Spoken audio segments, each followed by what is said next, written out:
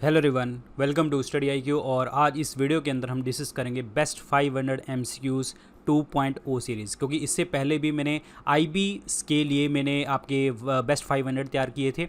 अभी मैं जो है जितने भी आपके ND का एग्ज़ाम आने वाला है, CDS का एग्ज़ाम आने वाला है, CPF का एग्ज़ाम आने वाला है, उसके लिए भी क्वेश्चन तैयार कर रहा हूँ। तो ये 10,000 MCQ कोर्स के अंदर हमारा एक पार्ट है। तो आज हम डिस्कस करने जा रहे हैं पार्ट 1। ठीक है। सो ऐसे ही मैं और भी बहुत सारी वीडियोस लेके आऊँगा SSC रेलवे के लिए, जो हमारा अलग से फोल्डर है उसमें भी क्वेश्चंस आएंगे अलग से बेस्ट 500।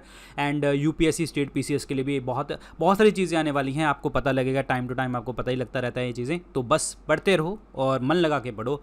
रिवीजन क्लासेस भी जल्दी आने वाली हैं हमारे इस कोर्स के अंदर, तो दम लगा के हईशा मतलब अच्छे से पढ़ो। ठीक है, चलिए जी।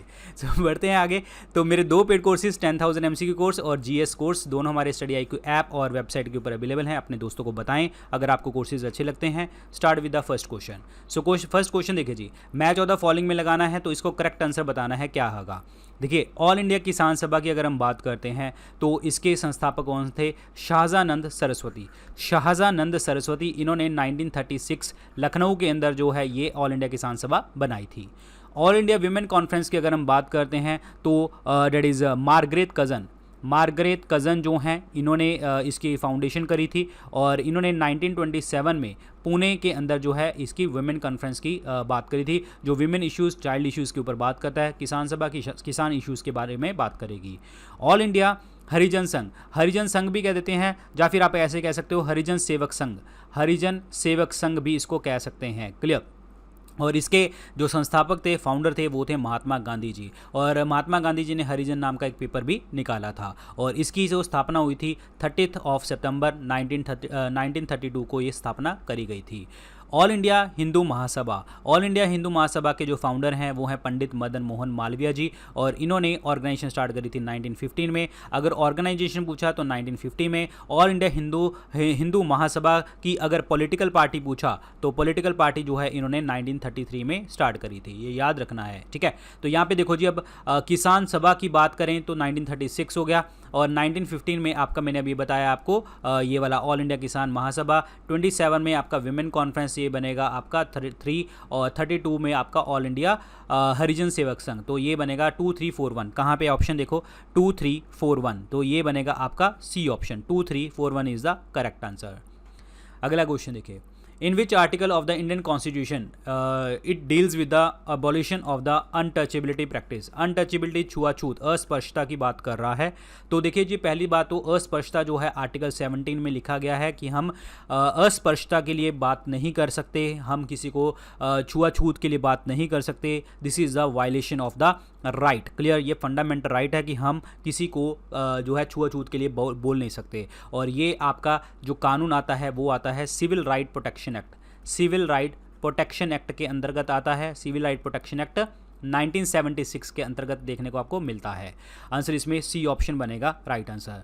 आर्टिकल 14 की बात करते हैं तो इक्वलिटी बिफोर लॉ और इक्वल प्रोटेक्शन ऑफ लॉ, मतलब कानून के आगे सब बराबर हैं, रूल ऑफ लॉ है, और अगर कानून जो प्रोटेक्ट करेगा सबको इक्वली प्रोटेक्ट करेगा, ये आर्टिकल 14 में लिखा गया है।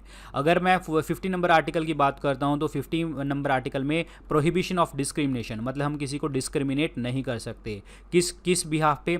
रिलीजन के ऊपर, रेस के ऊपर, कास्ट, सेक्स, बर्थ प्लेस, इन चीज़ों के आधार के ऊपर हम डिस्क्रिमिनेट नहीं कर सकते।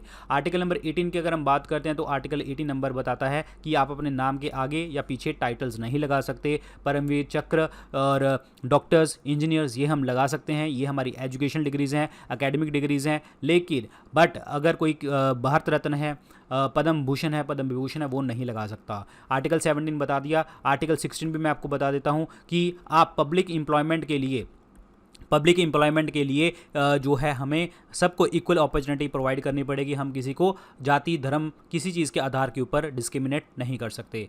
आर्टिकल 19 की अगर हम बात करते हैं, 19 नंबर आर्टिकल की बात करते हैं तो ये बताता है हमें फ्रीडम ऑफ स्पीच के बारे में, यानी कि हमें आज़ादी, फ्रीडम ऑफ स्पीच के बारे में बात करता है। और फ्रीडम ऑफ स्पीच में बहुत सारे राइट्स आते हैं। तो पहला जो आता है स्पीच एंड एक्सप्रेशन का राइट आता है आपका, और दूसरा आता है कि पीसफुली असेंबल आप कर सकते हैं। तीसरा आता है कि आप एसोसिएशन और यूनियन वगैरह वगैरह बना सकते हैं। चौथा आता है कि किसी भी देश के कॉर्नर के हिस्से में आप फ्रीली मूव कर सकते हैं। और पांचवा आता है कि आप देश के किसी भी कॉर्नर में रह सकते हैं। और छठा आता है आपका कि किसी भी प्रोफेशन को आप अपना सकते हैं और बिजनेस ऑक्यूपेशन को स्टार्ट कर सकते हैं। तो आंसर इसमें सी ऑप्शन बनेगा correct answer, that is article 17 is the correct answer.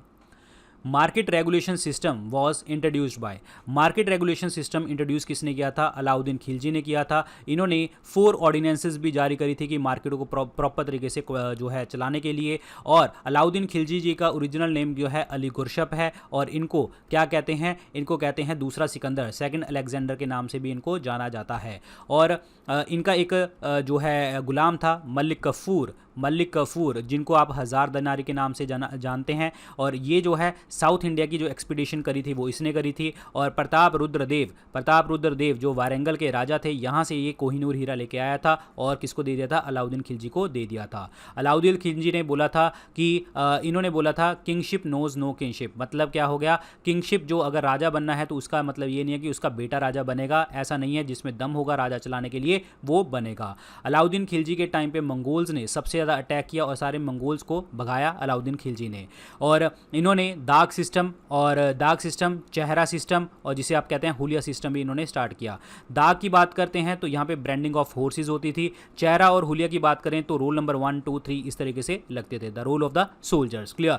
और अलाउद्दीन खिलजी ने एक लड़ाई लड़ी थी रानी पद्मिनी के लिए राणा रतन देव जी के साथ, और वो लड़ाई की वर्णन जो है पद्मावत पुस्तक में लिखा गया है। और ये पद्मावत पुस्तक जो लिखी थी मलिक मोहम्मद जायसी ने लिखी थी शेरशाह सूरी के टाइम पे लिखी थी। तो आंसर इसमें सी ऑप्शन बनेगा करेक्ट आंसर। और इल्तुतमिश की बात करते हैं तो इल्तुतमिश ने क्या किया था? इक्ता सिस्टम स्टार्ट किया था, यानी कि आपको पैसे नहीं मिलेंगे, आपको ज़मीनें मिलेंगी। मतलब अगर आप जॉब कर रहे हैं एडमिनिस्ट्रेशन में तो आपको पैसे नहीं मिलेंगे, ज़मीनें मिलेंगी। तो इक्ता सिस्टम को कन्वर्ट कैश सिस्टम में किसने किया था? वो किया था अलाउद्दीन खिलजी ने। मतलब कैश भी लेंगे हम, टैक्स भी कैश में लेंगे, सैलरी भी कैश में देंगे, क्लियर। और इल्तुतमिश को हम बोलते हैं रियल फाउंडर ऑफ दिल्ली सल्तनत, क्योंकि इन्होंने दिल्ली को कैपिटल बनाया था। और इनको स्लेव ऑफ द स्लेव बोला जाता है, क्योंकि ये कुतुबुद्दीन ऐबक का स्लेव था और कुतुबुद्दीन आगे जो है मोहम्मद गोरी का स्लेव था। इन्होंने सिल्वर का टंका, कॉपर का जितल इन्होंने सिक्के इशू किए थे। और इन्होंने कुतुब मीनार की कंस्ट्रक्शन को कंप्लीट करवाया था। और इनकी बेटी का नाम है रजिया सुल्तान, जो पहली फीमेल लेडी जो आपके पूरे मेडिवल इंडिया में पहली जो जिसने दिल्ली सल्तनत के ऊपर रूल किया था। मोहम्मद बिन तुगलक की बात करते हैं। मोहम्मद बिन तुगलक जो है सबसे पढ़ा लिखा और जो है वाइजेस्ट फूल ऑफ इंडिया कहा जाता है। पढ़ा लिखा और लेकिन मूर्ख कहा जाता है, क्यों? क्योंकि 5 काम इन्होंने ऐसे किए थे। दोआब के अंदर टैक्स लगा दिया था, जहाँ पे इलाहाबाद के अंदर यानी कि गंगा और यमुना जहाँ पे मिलते हैं। दूसरी बात, इन्होंने डबल टैक्सेशन हो गया। और इन्होंने कैपिटल शिफ्ट कर दी थी from the Delhi to Daulatabad, जिसे आप देवगिरी के नाम से भी जानते हैं। थर्ड इन्होंने किया था जो टोकन करेंसी इशू कर दी थी, लोगों ने घर पे बनानी स्टार्ट कर दी थी। चौथा, इराक के ऊपर एक्सपीडिशन, इराक के ऊपर अटैक करने की बात करी थी, लोगों को तैयार किया लेकिन गए नहीं। पांचवा, कुमाऊं हिल्स का अटैक। ये सब मैंने आपको बता रखा है आपके चैप्टर वाइज क्वेश्चंस में, उसमें भी आपने डिटेल में पढ़ा है मेरे से, क्लियर। ग्यासुद्दीन तुगलक की अगर हम बात करते हैं तो ग्यासुद्दीन तुगलक वो पर्सन है जो ग्यासुद्दीन तुगलक का जो ओरिजिनल नेम है वो है गाजी मलिक, बाद में ग्यासुद्दीन तुगलक हो गया था। गाजी मलिक जो है ये जो है एक जनरल है अलाउद्दीन खिलजी का जनरल है, एक सेनापति है वहाँ पे, क्लियर। और जो अलाउद्दीन खिलजी ने जितने भी सारे काम किए थे वो फूड मार्केट के अंदर रिफॉर्म्स लेके आना, जो अलाउद्दीन खिलजी ने किए थे तो वो भी ये कर रहा था। और यहाँ पे लोग जो जनता है बड़ी शांतिपूर्वक रहती थी। आंसर इसमें सी ऑप्शन बनेगा, C option is the correct answer. Market control system, और इन्होंने एक पर्सन को अपॉइंट किया था शाह ने मंडी, ताकि मार्केट में जो भी कोई गड़बड़ ना हो, मतलब ये चीज़ होती थी, क्लियर। शाह ने मंडी की पोस्ट भी तैयार करी थी। President of India can be remove from his office by, राष्ट्रपति का जो रिमूवल है वो आपका इंपीचमेंट आर्टिकल 61 में लिखी गई है। रीजन सिर्फ और सिर्फ वायलेशन ऑफ द कॉन्स्टिट्यूशन। ये वायलेशन ऑफ द कॉन्स्टिट्यूशन है क्या? ये कुछ भी नहीं लिखा गया। लेकिन अगर मैं बात करूं राष्ट्रपति को हटाने की बात, वो किसी भी सदन से स्टार्ट होगी, आइदर हाउस, क्लियर, किसी भी सदन से। अब किसी भी सदन के क्या होंगे, 1/4 सदस्य, लाइक फॉर एग्जाम्पल मैं मान लेता हूँ लोकसभा के, ठीक है। लोकसभा के सदस्य जो है रिटर्न में वो दे देंगे आपके राष्ट्रपति को, जाएगा स्पीकर को, स्पीकर के बाद राष्ट्रपति को 14 दिन का टाइम होगा राष्ट्रपति के पास कि वो 1/4 लोगों को मना लें। अगर 14 दिन के बाद कोई जवाब राष्ट्रपति देते नहीं है तो वो बिल जो है सेम हाउस में आएगा, क्योंकि हमने लोकसभा स्टार्ट किया था, तो ये सेम बिल कहाँ पे आएगा, लोकसभा में। लोकसभा में ये बिल दोबारा से 2/3 की मेजोरिटी से पास होगा, स्पेशल मेजोरिटी से, फिर जाएगा राज्यसभा में। राज्यसभा में भी 2/3 की मेजोरिटी से पास होगा। जैसे ये 2/3 की मेजोरिटी से, स्पेशल मेजोरिटी से बिल पास होगा, उसके बाद राष्ट्रपति को हम हटा सकते हैं। क्लियर? तो इसका मतलब ये राष्ट्रपति को हटाने का जो बिल होगा वो किसी भी सदन से स्टार्ट होगा, डैट मीन्स ये सारे मिलके हटाएंगे, तो डैट मीन्स पार्लियामेंट इसको हटाएगी, राष्ट्रपति को। Clear? This is very very important part. तो आंसर इसमें सी ऑप्शन बनेगा right answer. C option is the correct answer. अगला क्वेश्चन देखिए जी, the Bengal regulation act of 1795 and 1804 declared. देखिए 1795 और 1804 का बंगाल विभाजन अधिनियम जो था वो किसके लिए था? For the murdering of the female infant illegal, मतलब अगर आप बच्चे को मार रहे हो, उसकी अवैध जो है हत्या कर रहे हो, तो वो आपका मर्डर हो जा, और इलीगल आपको बोला गया था। क्लियर? सती को इलीगल 1829 में किया था लॉर्ड विलियम बेंटिक ने, और विडो रिमैरिज को जो इलीगल बताया गया था 1856 का था, बिल था लॉर्ड डलहौजी के टाइम पे, और ईश्वर चंद्र विद्यासागर ने जो है इसमें बहुत योगदान दिया था। चाइल्ड मैरिज इलीगल बनाया गया था आपका 2006 में, और इसको कानून लागू करवाया गया था 2007 में। तो this is very important, answer इसमें बी ऑप्शन बनेगा correct answer, B option. Clear? ये वही चीज़ है जी 1795 एंड 1804, जिसमें आपका जो है आपका ये बच्चे को मारना इलीगल, और अब तक ये है जो है इलीगल है। क्लियर? विलियम बेंटिक ने बहुत सारे स्टेप्स लिए थे इस चीज़ को सप्रेस करने के लिए, इन ह्यूमन क्राइम को। This is very very important part. Clear? याद रखिए। सत्याशोधक समाज के जो फाउंडर हैं उनका नाम बताना है, क्या होगा? सत्याशोधक समाज की बात करते हैं। सत्याशोधक समाज जो है इसके फाउंडर का नाम है ज्योतिबा फुले जी। ज्योतिबा फुले जी जो हैं ये दलित के लिए बहुत काम करते थे और ब्राह्मणिज्म के बड़े अगेंस्ट थे, depress class of the society के लिए बहुत काम करते थे, और इनकी पुस्तक का नाम है गुलामगिरी। क्लियर? और इनकी वाइफ का नाम है सावित्रीबाई फुले। सावित्रीबाई फुले दोनों ने फीमेल एजुकेशन, विमेन एजुकेशन और दलित लोगों के लिए बहुत ज़्यादा काम किया है। और सावित्रीबाई फुले के लिए तो आपको पता होगा मुंबई के अंदर, महाराष्ट्र के अंदर बहुत सारे स्कूल कॉलेजेस वगैरह देखने को मिलते हैं, और ज्योतिबा फुले जी ने ये आपकी जो मूवमेंट थी सत्याशोधक समाज वाली, ये भी महाराष्ट्र से स्टार्ट करी थी। क्लियर? याद रखिए। भीमराव अंबेडकर जी की अगर हम बात करते हैं तो बहुत सारी चीज़ें इनके लिए, तो ड्राफ्टिंग कमेटी के चेयरपर्सन रहे थे, ड्राफ्टिंग कमेटी के चेयरपर्सन, जिसमें 7 लोग थे। Chairperson Bhimrao Ambedkar ji. Architect of the Indian constitution इनको कहा जाता है, और प्लस जो है इन्होंने जो है पहले माहर कम्युनिटी से बिलोंग करते थे, लेकिन बाद में इन्होंने बुद्धिज़्म को अपना लिया था। इन्होंने बहिष्कृत हितकर्णी सभा स्टार्ट करी, और बहुत सारी मैगजीन्स लाइक फॉर एग्जांपल मूक नायक स्टार्ट किया। जनता इन्होंने स्टार्ट किया। Prabuddha Bharat, this is very very important, Prabuddha Bharat इन्होंने स्टार्ट किया। This is very important. Clear? Bahishkrit Hitakarini Sabha तो स्टार्ट करी थी। इंडिपेंडेंट लेबर पार्टी इन्होंने स्टार्ट करी, जो बाद में इनका जो नाम बन गया था शेड्यूल्ड कास्ट फेडरेशन के नाम से बोला जाने लगा था। 1936 में किया था, और इन्होंने जो कॉन्टेस्ट किया था इलेक्शन 1937 में बॉम्बे से। क्लियर? ध्यान रखना, सेंट्रल लेजिस्लेटिव असेंबली के लिए। This is very very important part. Clear?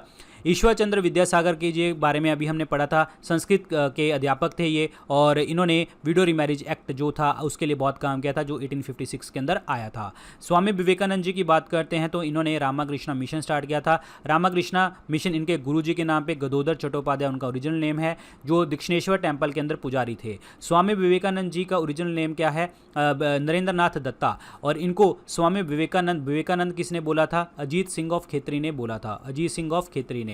Swami Vivekananda जो है 1893 के अंदर शिकागो यूनिवर्सिटी गए थे, और यहाँ पे बोला गया था Americans and Indians are the brother and sister, ये वर्ड यूज किए गए थे। तो this is very very important part. Clear? याद रखिए। तो आंसर इसमें डी ऑप्शन बनेगा correct answer. D option is the right one, Mahatma Jyotiba Phule ji. Clear?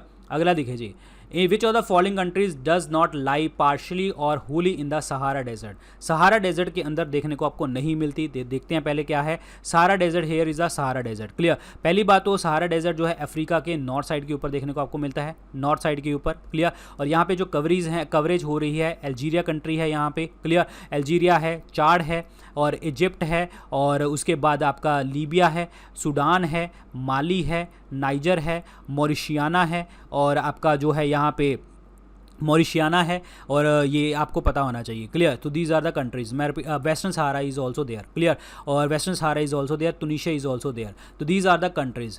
तो सहारा डेजर्ट देखो जी किस किस के साथ लग रहा है, अल्जीरिया के साथ लग रहा है, चाड के साथ लग रहा है, इजिप्ट के साथ लग रहा है 3, और लीबिया, लीबिया कहाँ पे है 4, और माली 5, छठा मॉरिशियाना, 7 नाइजर, 8 वेस्टर्न सहारा, 9 आपका सूडान, और लास्ट में 10 तुनिशिया। तो ये 10 कंट्रीज़ के साथ ये लगा हुआ है। क्लियर। पूरा का पूरा नॉर्थ अफ्रीका के पार्ट देखने को आपको मिलता है। और अगर हम बात करें कि यहाँ पे लगता क्या है, सहारा डेजर्ट के वेस्टर्न साइड के ऊपर जो लगता है अटलांटिक ओशन लगता है। क्लियर।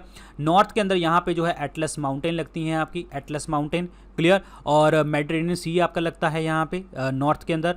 और ईस्ट के अंदर आपकी बात करें तो आपका रेड सी लगता है। साउथ के अंदर बात करते हैं तो यहाँ पे साहेल सेमी एरिड रीजन लगता है। तो these are very important part. Clear, याद रखना। अब क्वेश्चन ये है कि इनमें से कौन सी कंट्री इसमें नहीं है। अल्जीरिया है, लीबिया है, नाइजीरिया नहीं है, नाइजर है, इजिप्ट है। क्लियर। तो आंसर इसमें क्या बनेगा आपका, सी ऑप्शन बनेगा correct answer. C option is the right one. Very very important. Clear. चलिए जी अगला देखते हैं। इनमें से कौन से जो पेयर हैं आपके इनकरेक्ट हैं। इनकरेक्ट मतलब गलत हैं। गोल्डन रेवोल्यूशन जो है फ्रूट के प्रोडक्शन के लिए है, ये बिल्कुल सही पॉइंट है आपका, बिल्कुल सही पॉइंट है। ब्लू रेवोल्यूशन जो है फर्टिलाइजर्स के लिए है, ये गलत है। ठीक है। येलो रेवोल्यूशन जो है आपका एग्स के लिए, ये भी आपका गलत है। तो पहले तो आंसर टिक करते हैं। तो मतलब गलत पूछा था, दूसरा और तीसरा आपका ऑप्शन सही बन गया, डी ऑप्शन। अब बात करते हैं ब्लू रेवोल्यूशन की। ब्लू रेवोल्यूशन जो होता है वो फिश की प्रोडक्शन के लिए होता है। येलो रेवोल्यूशन जो है ऑयल सीड्स के लिए होता है। एग्स के लिए जो होता है आपका सिल्वर रेवोल्यूशन होता है। सिल्वर फाइबर की अगर मैं बात करता हूँ, सिल्वर फाइबर की, तो वो होता है आपका कॉटन के लिए। क्लियर। और अगर मैं फर्टिलाइजर्स की बात करता हूं तो वो होता है ग्रे रेवोल्यूशन। और यहाँ पे मैं अगर वर्ड डाल दूं गोल्डन फाइबर, गोल्डन फाइबर, ठीक है, तो वो होता है आपका जूट की प्रोडक्शन के लिए। This is very important. तो आंसर इसमें D is the correct answer. D option is the correct one. Very very important. Clear, D option. यहाँ पे आपके सारे के सारे डिफरेंट जो है आपके कलर रेवोल्यूशंस हैं, ये पढ़ लेना। ठीक है। इसको पॉज कर लेना, वीडियो को ऑलरेडी हमने बहुत बार डिस्कस कर लिया है, अब आप तो याद हो गए होंगे। ठीक है, जस्ट पॉज करके इसको पढ़ लेना है। Balance of payment of a country is a systematic record of. जो बैलेंस ऑफ पेमेंट होता है इसमें हम डील्स करते हैं, गुड्स को भी डील करते हैं, सर्विसेज को भी डील करते हैं। क्लियर। और अगर मैं पूछूं बैलेंस ऑफ ट्रेड की बात करूं, सिर्फ उसमें हम गुड्स की बात करें, इंपोर्ट एक्सपोर्ट की बात करते हैं। अब बात करते हैं बैलेंस ऑफ पेमेंट जो है सिस्टमेटिक रिकॉर्ड होता है। इसमें सिस्टमेटिक रिकॉर्ड होता है जितने भी आप गुड्स और सर्विसेज आप परचेज करते हैं, एक रेजिडेंट ऑफ कंट्री जो परचेज करता है, सेल करता है with the rest of the world, मतलब पूरी कंट्री के अंदर जितने भी रेजिडेंट हैं वो डील करते हैं रेस्ट ऑफ द वर्ल्ड के साथ एक पर्टिकुलर ईयर के अंदर, तो उसको हम कहते हैं बैलेंस ऑफ पेमेंट। ध्यान रखना है कि बैलेंस ऑफ पेमेंट में रेजिडेंट की बात आती है, गवर्नमेंट की बात नहीं आती। तो this is very important. Clear. So यहाँ पे क्या है, all the imports and export transaction of a country during a given period of time normally a year. तो आंसर इसमें क्या बनेगा, ए ऑप्शन। और यहाँ पे एक चीज़ आपको बताता हूँ, economic transaction between the government, यहाँ पे गवर्नमेंट वर्ड लिखा हुआ है, ये गलत हो जाएगा। इसमें रेजिडेंट की बात आती है, तो इसीलिए हम इसको वन ऑप्शन को टिक करेंगे। और बैलेंस ऑफ पेमेंट में 2 अकाउंट आते हैं आपके, करंट अकाउंट भी हम चेक करते हैं और आपका कैपिटल अकाउंट भी। क्लियर, याद रखना। करंट अकाउंट में आपका होता है गुड्स की इंपोर्ट एक्सपोर्ट की बात होती है। कैपिटल अकाउंट में आपके लॉन्ग टर्म फंड्स की बात होती है, जिसमें आपका मनी, स्टॉक, बॉन्ड्स, इनकी बात होती है। क्लियर। और इसको कैलकुलेशन अगर हम पूछें कि बैलेंस ऑफ पेमेंट का पर्पस क्या है, क्यों कैलकुलेट करते हैं, क्या चीज़ का है, इससे हमें देश का फाइनेंशियल और इकोनॉमिक स्टेटस पता लगता है।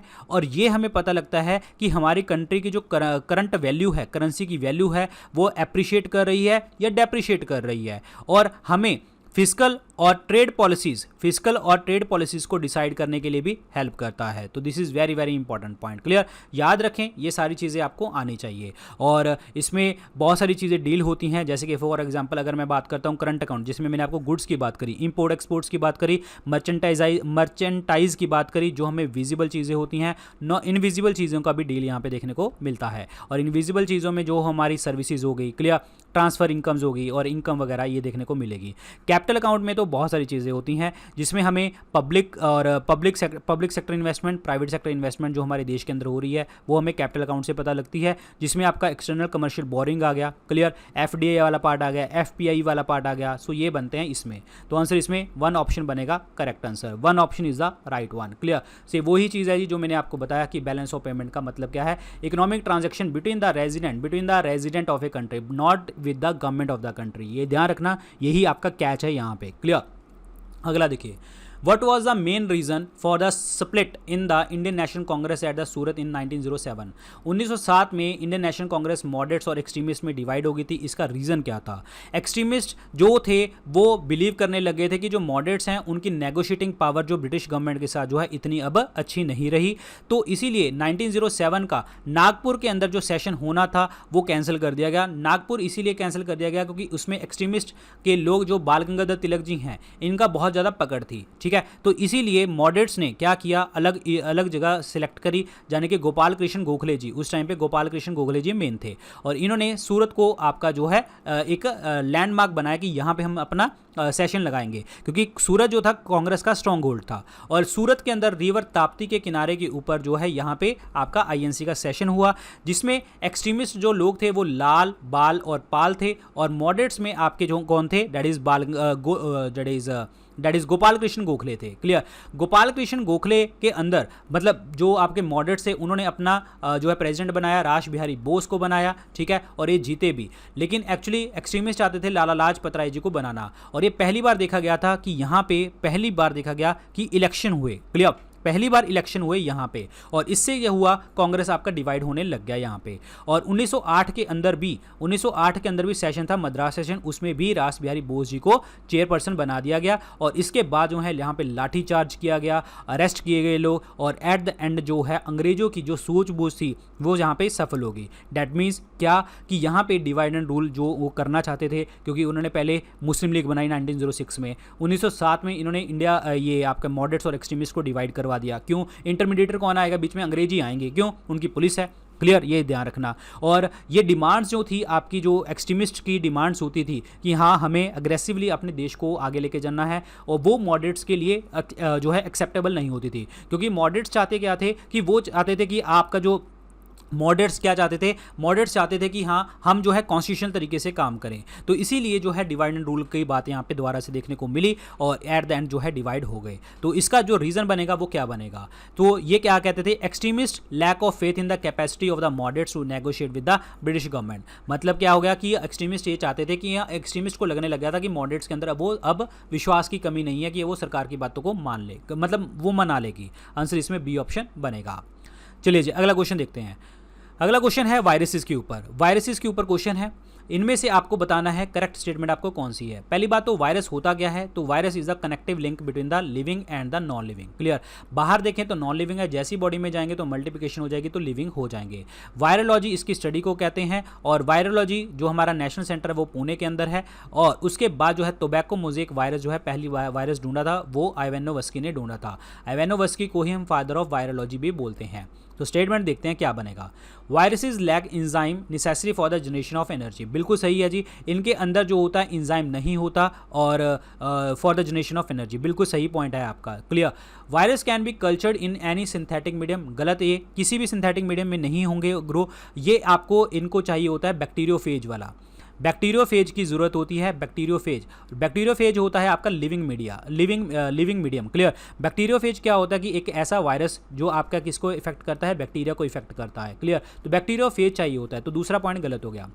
Viruses are transmitted from one organism to another by the biological vector only. नहीं, बायोलॉजिकली नहीं हो सकता, मैकेनिकल भी, किसी को छू के भी हो सकता है, बिल्कुल मैकेनिकल फैक्टर से भी हो सकता है, ये भी आपका गलत। तो आंसर इसमें ओनली वन स्टेटमेंट क्या बनेगा, करेक्ट आंसर बनेगा, only one is the right answer, one option is the correct one. Very important question. Which article of the Indian Constitution gives right to the minorities to establish and administer education institution? मतलब minorities अल्पसंख्यकों को जो है education school institution खोलने की बात करता है। पहली बात तो माइनॉरिटी की वर्ड हमारे संविधान में नहीं लिखी गई, ये हम समझने के लिए लिखते हैं। दो तरीके की माइनॉरिटीज़ का स्टेटस हमारे देश में आता है, एक तो आता है लैंग्वेज बेसिस के ऊपर, लैंग्वेज मतलब लिंग्विस्टिक बेसिस के ऊपर, ठीक है, और एक आता है आपका रिलीजियस बेसिस के ऊपर। दो तरीके से हम जो डिवाइड करते हैं किसको, माइनॉरिटीज़ को। अब बात करते हैं कि इनके स्कूल एजुकेशन जो होंगे वो आर्टिकल 30 में लिखे गए हैं, कि आर्टिकल 30 में बताया गया है कि हाँ राइट है उनका माइनॉरिटीज़ का कि वो अपने स्कूल को एडमिनिस्ट्रेशन करवा सकते हैं, तो आंसर इसमें डी ऑप्शन बनेगा। क्लियर? और आर्टिकल 32 की बात करते हैं तो ये कॉन्स्टिट्यूशन रेमेडीज़ वाला आर्टिकल है, जिसको हम बोलते हैं heart and the soul of the Indian constitution. Bhimrao Ambedkar ji ने ये वर्ड यूज़ किया था आर्टिकल 32 के लिए, क्योंकि अगर आपके राइट्स छीन लिए जाए तो यहाँ पे आप रिट डाल सकते हैं। क्लियर। और रिट हमारी 5 तरीके की रिट्स होती हैं। रिट वर्ड हमने ब्रिटेन कॉन्स्टिट्यूशन से लिया है, ब्रिटेन के कॉन्स्टिट्यूशन से हमने ये वर्ड लिया है, याद रखिए। क्लियर। आर्टिकल नंबर 28 की अगर हम बात करते हैं तो यहाँ पे क्या है कि अगर बात करी जाए कि कोई स्कूल कॉलेज है जो सारा पैसा जा रहा है वो स्टेट से जा रहा है। क्लियर। उसके स्कूल के कॉलेज के अंदर पूरा स्टेट स्पॉन्सर कर रही है, तो वहाँ पे किसी भी धर्म की इंस्ट्रक्शन आपको जो है प्रॉपर तरीके से नहीं दे सकते, मतलब रिलीजियस इंस्ट्रक्शंस आप नहीं प्रोवाइड कर सकते यहाँ पे। आर्टिकल 17 की अगर हम बात करते हैं तो आर्टिकल 17 मैंने आपको फिर बताया था। आर्टिकल 17 क्या बताता है, आपका अनटचेबिलिटी के लिए बताता है, मतलब untouchability, prohibition of the untouchability. तो इसका आंसर क्या बनेगा, आपका डी ऑप्शन बनेगा correct answer. Article 30 is the right answer. Clear. ये वही है जी, देखो माइनॉरिटीज़ को अपना स्कूल कॉलेज एजुकेशन जो है इंस्टीट्यूशन स्टार्ट करने की उनकी चॉइस होती है, और स्टेट जो है इसमें आपको ग्रांट्स प्रोवाइड करेगी और किसी के साथ डिस्क्रिमिनेट नहीं करेगी in the management of a minority, whether based on the religion, whether based on the language. Clear. Minorities के साथ कोई भी भेदभाव नहीं किया जाएगा, तो this is very important part. Clear. चलिए जी अगला देखते हैं। एसिड प्रेसिपिटेशन, मतलब एसिड रेन का कॉन्सेप्ट आ गया। एसिड रेन जो होती है एक सीरियस प्रॉब्लम होती है यूरोपियन और एशियन कंट्रीज़ के बीच में। ऐसा क्यों? देखिए क्या होता है कि एसिड रेन, देखिए पहले तो रेनफॉल जो होती है वो कौन सी लेयर से आती है आपके एटमॉस्फेयर की, वो आती है ट्रोपोस्फियर में। ठीक है, ट्रोपोस्फियर यानी कि शोमंडल से आती है। अब ट्रोपोस्फियर में क्या होता है कि यहाँ पे क्लाउड फॉर्मेशन, रेनफॉल फॉर्मेशन, सब कुछ यहाँ पे देखने को आपको मिलता है। एक्चुअली क्या होता है कि यहाँ पे होती है bad ozone, bad ozone O3। Clear.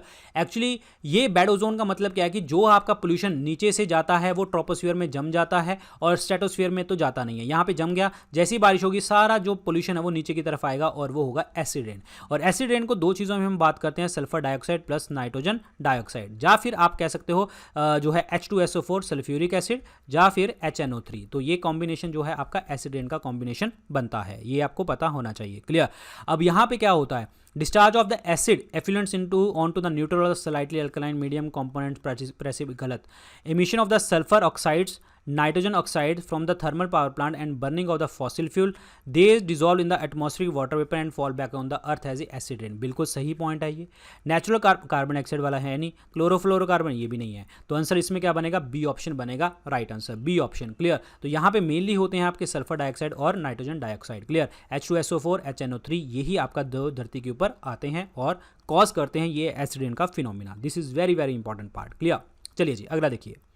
इनमें से जैकॉब्सन ऑर्गन जो है वो किसके साथ रिलेट करता है? जैकॉब्सन ऑर्गन जो होता है स्नेक के अंदर होता है, ये वाला पार्ट, और इसको हम क्या कहते हैं, वोमेरोनेजल ऑर्गन होता है। इसमें आपके जो होते हैं सेंसरी सेल्स लगे होते हैं, सेंसरी सेल मतलब सेंसेस लेने के लिए। क्लियर। सेंसरी सेल्स लगे होते हैं और नेजल चैम्बर होता है, ये क्या करता है, ऑर्डर मतलब सुगंध, जो सुगंध कहें, बदबू कहें, उसको जो है आपका सूंघने में आपको पता लग जाता है। ऑर्डर जो मॉइस्चर के अंदर ऑर्डर होती है वो सेंस ऑफ स्मेल की बात करता है यहाँ पे। क्लियर। सो आंसर इसमें क्या बनेगा, आपका सी ऑप्शन बनेगा, smelling is the correct answer. Very very important. Clear.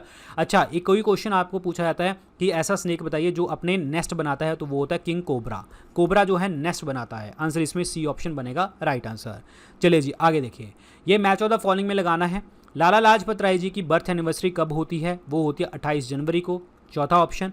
World forestry day कब होता है आपका? 21 मार्च को, ये बनेगा 3।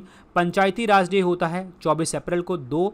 और 16 सितंबर को होता है वर्ल्ड ओजोन डे, तो 1। 4 3 2 1 बनेगा करेक्ट आंसर, इसमें बनेगा आपका B option. 4 3 2 1 is the correct answer. Clear. Lala Lajpat Rai ji को हम क्या कहते हैं, पंजाब केसरी के नाम से भी जानते हैं। लाला लाजपत राय की जो डेथ हुई थी, जब साइमन कमीशन भारत में आया था तो बहिष्कार किया गया था, तो इनके ऊपर लाठीचार्ज किया गया था। लाठीचार्ज का जो आदेश दिया था वो सॉन्ड्रेस ने दिया था, और मारी किसने, ऑर्डर दिया था स्कॉट ने, और मारी किसने थी, सॉन्ड्रेस ने मारी थी। This is very important part. Clear. World forestry day, forest research institute कहाँ पे है आपका? फॉरेस्ट रिसर्च इंस्टीट्यूट है आपका, that is in the Dehradun. Clear. Dehradun के अंदर जो है आपके सर्वे ऑफ इंडिया के भी हेडक्वार्टर हैं, और प्लस इंडियन मिलिट्री एकेडमी भी देखने को मिलती है। और फॉरेस्ट की अगर हम बात करते हैं तो हमारे इंडिया में सबसे ज़्यादा फॉरेस्ट रिजर्व है मध्य प्रदेश में, एरिया वाइज, परसेंटेज वाइज है आपका मिजोरम के अंदर, याद रखना। पंचायती राज आपको पता ही है, पंचायती राज के लिए एक अमेंडमेंट हुई थी 73rd अमेंडमेंट एक्ट 1992, जो इंप्लीमेंट हुई थी 93 में। 29 सब्जेक्ट के ऊपर कानून बना सकती है पंचायत, पार्ट 9 के अंदर आता है, और शेड्यूल की बात करें तो पार्ट 11 के अंदर देखने को मिलता है। और तीन आपके जो लेवल पे होती है, विलेज पंचायत, ब्लॉक समिति, जिला परिषद। जिला परिषद को हैंडल कौन करता है? District collector. और ये जो चीज़ थी ये बलवंत राय कमेटी की रिकमेंडेशन से आया था, 1957 में आया था, याद रखिए। ओजोन की बात करें तो ओजोन जो होती है O3 कहते हैं। बैड ओजोन तो मैंने आपको बता ही दिया था, जो बैड ओजोन होती है वो आपके ट्रोपोस्फीयर में होती है, और गुड ओजोन जो होती है वो स्ट्रेटोस्फीयर में देखने को मिलती है। आंसर इसमें बी ऑप्शन बनेगा correct answer, B option. Clear, याद रखें। अगला देखिए जी, Jain philosophy holds that the world is created and maintained by. Jain philosophy के अकॉर्डिंग जो वर्ल्ड होता है वो बनाया और मेंटेन किसके द्वारा किया जाता है? वो कहता है यूनिवर्सल लॉ के अकॉर्डिंग। यूनिवर्स का एक ही लॉ है कि कोई भी वर्ल्ड के अंदर जो है कोई क्रिएट किया गया है, मेंटेन किया जाता है, वो सुप्रीम पावर जो है एक गॉड है, उसके अकॉर्डिंग चलेगा। कोई आया है तो जाएगा भी, यूनिवर्सल लॉ है। साइक्लिक एग्जिस्टेंस आपको देखने को मिलती है, तो आंसर इसमें क्या बनेगा? A option. Universal law is the correct answer. This is the Jain philosophy. और जैन किसको कहते हैं? जब इसको सुप्रीम नॉलेज प्राप्त हो जाती है और उसको अरिहंत वर्ड भी यूज करते हैं, द वर्दी। क्लियर, ध्यान रखिए, आंसर इसमें ए ऑप्शन बनेगा। सोलर इक्लिप्स जो है आपका कब लगता है? सूर्य ग्रहण कब लगता है? सूर्य ग्रहण लगता है इस टाइम पे जब आपका मून सन और अर्थ के बीच में आ जाता है। जब मून सन और अर्थ के बीच में आ गया तो इस पोजीशन को हम क्या कहते हैं? न्यू मून कहा जाता है। क्या कहते हैं हम? न्यू मून के नाम से भी हम इसको जानते हैं। क्लियर। और यहाँ पे क्या देखने को मिलता है कि यहाँ पे सेंटर में जो होता है आपका डार्क जोन होता है, और सेंटर में डार्क जोन होता है जिसे हम क्या कहते हैं? अम्बरा, द फुल शेडो। जब आपका डार्क जोन पड़ जाए, पूरी शेडो पड़ जाए तो अम्बरा, पार्शियल शेडो पड़े तो पेनम्बरा। बस ऐसे याद करना, P for P, partial penumbra, और फुल जो डार्क पोर्शन होगा वो होगा अम्बरा वाला part. This is very very important. Clear, याद रखना है, बड़ा इंपॉर्टेंट क्वेश्चन है। अब इसमें तीन तरीके की चीज़ें आपको देखने को मिलती हैं। एक तो होता है total solar Eclipse. Total solar Eclipse का मतलब क्या होता है कि जब मून होता है वो पूरा का पूरा जो सन की जो डिस्क होती है उसको आपका पूरा का पूरा ढक लेता है, और इस चीज़ को हम क्या कहते हैं? अम्बरा वाला सिचुएशन कहा जाता है। शैडो को अम्बरा कहते हैं, और इसको हम कहते हैं zone of totality. Zone of totality कहा जाता है। क्लियर। और यहाँ पे आपको इस फिनोमिना के अंदर जो है बेलेज बीड, छोटे छोटे बीड्स देखने को आपको मिलते हैं। क्लियर, यहाँ पे छोटे छोटे बीड्स देखने को आपको मिलते हैं चंद्रमा के इधर उधर। और यहाँ पे जो सन की जो बाहर वाली आपको लेयर दिख रही है ना ऐसे, and that layer is the corona. ये सिर्फ और सिर्फ हमें टोटल सोलर इक्लिप्स के टाइम पे देखने को मिलती है, ये याद रखना है। So this is the annular Eclipse. Annular Eclipse का मतलब क्या होता है कि मून थोड़ा सा दूर हो गया जो जितना पहले ऑर्बिट था। इसका मतलब क्या हो गया? ये पूरे के पूरे सन को ढक नहीं रहा, पूरा सन नहीं ढक रहा, और थोड़ी सी लेयर आपके बीच में छोड़ रहा है। सो दिस इज कॉल्ड आपका एनुलर। मतलब यहाँ पे मून थोड़ा सा दूर हो गया शेडो डालने के लिए। पार्शियल शेडो मतलब पेनम्बरा वाला पार्ट हो गया। ठीक है, इसमें क्या बनता है आपका लूनर, इसमें क्या होता है कि जो अर्थ है वो मूव कर जाती है थ्रू द लाइटर पोर्शन में मूव कर जाती है, पेनम्बरा वाले पोर्शन में मूव कर जाती है, और ये आ जाती है बिटवीन द मून आ जाता है अर्थ और सन के बीच में। So that's it the partial, that's it. इतना आपको पता होना चाहिए एनुलर, पार्शियल और टोटल के बारे में। क्लियर। चलिए जी, अगला देखिए। डेफिशिएंट फाइनेंसिंग वर्ड का मतलब क्या होता है? डेफिशिएंट मतलब घाटा, फाइनेंसिंग मतलब पैसा देना, घाटे के समय पैसे देना। और घाटा किसको पड़ेगा? गवर्नमेंट ऑफ इंडिया को। और पैसा कौन देगा? आरबी। आरबी क्या कर सकता है? तो जो इसके पास पैसा पड़ा है वो या लोगों से खींच सकता है, या फिर ऐसे कर सकता है कि हाँ नए नोट प्रिंट कर दे। तो this is called deficient financing. Deficient financing के अंदर जो होता है आपके दो तीन बेनिफिट्स, दो तीन प्रॉब्लम्स भी होती हैं। देखिए, जैसे हम बजट डेफिशिएट करते हैं या डेफिशिएंट फाइनेंसिंग करते हैं, उसमें बेनिफिट हमें क्या मिलता है? इकोनॉमिक ग्रोथ, जाने के मार्केट में पैसा लगेगा, और प्लस जो है आपके पास सरप्लस रहता है कि अगर आपकी मार्केट में जो रिसेशन आना है उसके लिए आपके पास पहले से पैसे रहते हैं। ऑटोमेटिक स्टेबलाइजर मतलब ये स्टेबलाइजर की तरह काम करता है, फाइनेंस करता है पब्लिक सेक्टर इन्वेस्टमेंट्स को। तो दिस इज कॉल्ड आपका deficient. Clear, deficient financing.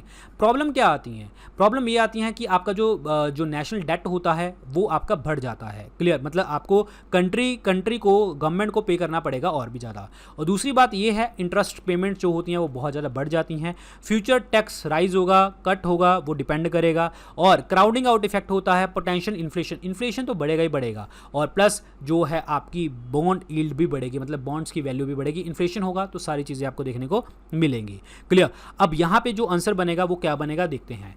Difference of the total expenditure and income by the revenue from the all resources गलत हो गया, ये रेवेन्यू डेफिशिएट होता है।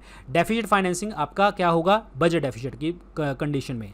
Government spend in excess of the the revenue so that A budget deficit is incurred which is financed by the boring. बिल्कुल सही option है ये वाला। Difference in the boring and external गलत हो गया। कैपिटल एक्सपेंडिचर इन द, ये भी गलत हो गया। क्लियर। तो आंसर इसमें क्या बनेगा आपका? बी ऑप्शन बनेगा करेक्ट आंसर। ये आपका आंसर बी बनेगा right answer. Clear. Very very important का पार्ट है कि जिसमें बजट घाटा पड़ जाएगा और पैसा गवर्नमेंट जो है बोरो करके आपका देगी।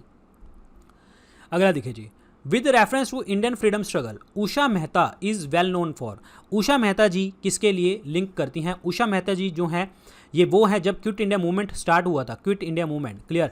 8 अगस्त 1942 को, जब जहाँ पे गांधी जी ने बोला था डू और डाई, करो या मरो, और ये हिंसाजनक मूवमेंट बन गई थी, वायलेंट मूवमेंट बन गई थी। But otherwise quit India movement was a leaderless movement. अगर ऑप्शन में लीडरलेस लिखा हुआ तो टिक करेंगे, अगर लीडरलेस नहीं लिखा होगा तो महात्मा गांधी जी को टिक करेंगे। ऑप्शन के अकॉर्डिंग चलना पड़ेगा यहाँ पे, ठीक है। अब यहाँ पे क्विट इंडिया मूवमेंट लॉन्च क्यों किया गया था गांधी जी ने? जब क्रिप्स मिशन आया था। क्रिप्स मिशन ने कहा था कि हम आज़ादी के बाद जब हम सेकेंड वर्ल्ड वॉर जीत जाएंगे तब हम प्रोवाइड करेंगे 1942 में। और गांधी जी ने इसको बोला था post dated cheque on A crumbling bank, मतलब आगे की डेट का चेक दे दिया है जो बैंक खुद लड़खड़ा रहा है। इसीलिए इन्होंने क्विट इंडिया मूवमेंट लॉन्च किया बॉम्बे से, ग्वालियर टैंक से।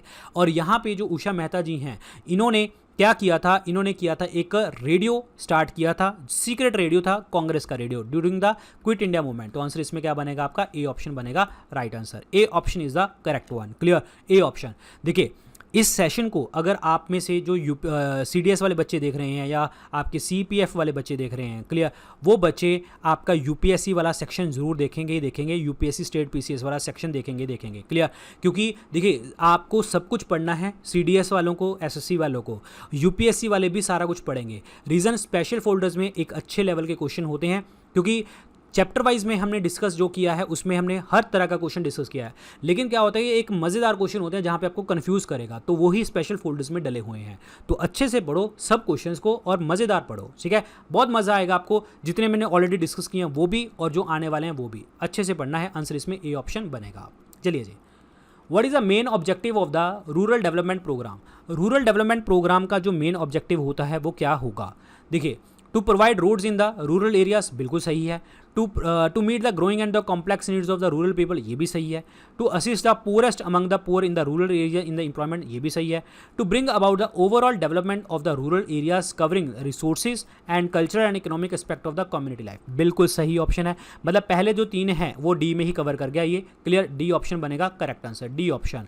एक होता है रूरल इंफ्रास्ट्रक्चर डेवलपमेंट फंड, ये किसके पास होता है? ये फंड किसके पास होता है? नाबार्ड के पास। क्योंकि नाबार्ड जो है आपका ये क्या करता है? ये RRBs को लोन प्रोवाइड करता है, कोऑपरेटिव बैंक्स को लोन प्रोवाइड करता है, national bank for agriculture and rural development. Answer इसमें क्या बनेगा? डी ऑप्शन बनेगा correct answer. D option is the right one. Clear. So rural development का ही मतलब ये है कि इकोनॉमिक और सोशल लाइफ जो गाँव के लोगों की है उसको इम्प्रूव किया जाए और उनकी लाइफ को बेटर तरीके से बढ़ाया जाए, कंडीशंस ऐसी पैदा की जाए ताकि आपकी जो कम्युनिटीज़ के अंदर इकोनॉमिक, सोशल और कल्चरल कंडीशन ऐसे हो कि वो काम मिले, पैसा मिले और वहीं पे वो ग्रो करें और देश की उन्नति में हेल्प करें। क्लियर।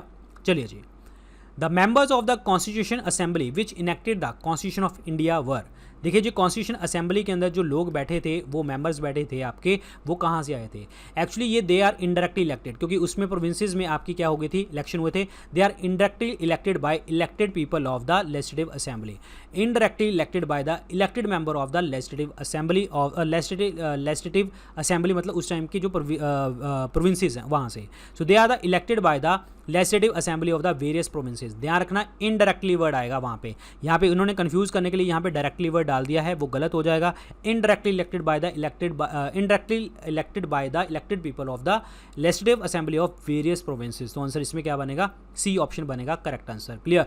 और असेंबली में 2 साल 11 महीने 18 दिन आपका समय लगा था, 64 लाख का खर्चा आया था, 15 जो है विमेन थी, 11 सेशन हुए थे, 165 दिन आपकी पूरी कार्रवाई करी गई थी, पूरा का पूरा सेशन हुआ था। याद रखना इंपॉर्टेंट है। तमिल लिटरेचर के अंदर जो है शीला पद्दिकरम और मनी मेखलाई जो है ये किसके साथ रिलेटेड हैं? शीला पद्दिकरम और मनी मेखलाई जो है ये किसके साथ पुस्तकें रिलेटेड हैं? ये 5 ग्रेट एपिक्स हैं तमिल लिटरेचर के, 5 ग्रेट लिटरेचर तमिल लिटरेचर के। और तमिल लिटरेचर जो बात करता है वो बुद्धिज़्म के लिए बात करता है इनमें से। तो आंसर इसमें बी ऑप्शन बनेगा। वो 5 लिटरेचर कौन से हैं मैं आपको बता देता हूँ। ये मनी मेखलाई है, शीला पद्दिकरम है और जीविका चिंतामणि है, जीविका चिंतामणि है, ठीक है। और आपका वाल्यापाथी हो सकता है, प्लीज़ डोंट माइंड मेरे ये, क्योंकि वर्ड थोड़े से तमिल वाले थोड़े से डिफ़िकल्ट होते हैं बोलने में, शायद हो सकता है मैं गलत बोलूँ, बट अदरवाइज़ सही बोलूँगा, वाल्यापाथी। और एक होता है it's called Kundala, it's called Kundal, it's called Kundala Kesi. ये 5 ग्रेट एपिक्स हैं आपके तमिल लिटरेचर के, और इनमें जो मेन हाथ है वो किसका है, डेट इज़ कॉल्ड इलैंगो आदिगल का। इलैंगो आदिगल जो इनका मेन हाथ इनका है, क्लियर। ये आपके पोइट प्रिंस है, कवि प्रिंस हैं ये, this is very very important, clear. क्योंकि ये ब्रदर हैं चेरा डायनेस्टी के राजा सेंगुट्टवन के, सेंगुट्टवन, क्योंकि सेंगुट्टवन वही राजा है जिसको हम रेड चेरा के नाम से भी जानते हैं, और उसका भाई है कौन, इलैंगो आदिगल। सो ये बुद्धिस्ट मॉन्क हैं जिन्होंने शिलापदिकरम जो है लिखा है, और मन्नी मेखलाई जो है लिखी है। सो आंसर इसमें क्या बनेगा, बी ऑप्शन बनेगा करेक्ट आंसर। इलैंगो आदिगल ने लिखा है, याद रखना इंपॉर्टेंट क्वेश्चन है, B is the correct answer. Buddhism. Who are the founders of the Indian association, Indian association के फाउंडर का नाम बताइए। सुरेंद्रनाथ बनर्जी और आनंद मोहन बोस, सुरेंद्रनाथ बनर्जी और आनंद मोहन बोस, इन्होंने स्टार्ट की थी आपकी 1876 के अंदर। एओ ह्यूम जो है father of Indian National Congress 1885 में स्टार्ट की गई थी।